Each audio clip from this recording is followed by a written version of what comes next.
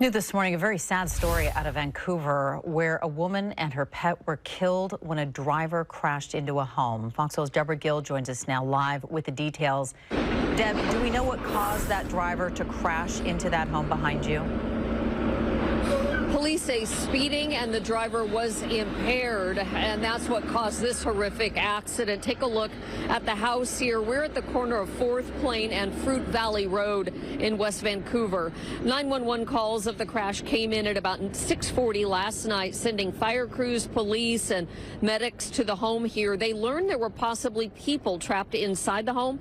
They also had to call out their heavy rescue and technical rescue team to make sure the house didn't collapse on those first responders that went inside to search. They say, unfortunately, a woman and a pet that did not survive the collision. 2 other people who lived here were not hurt, but obviously can't stay here anymore. Police say the driver was speeding, hit the curb, crashed through the fence, and then plowed into the house.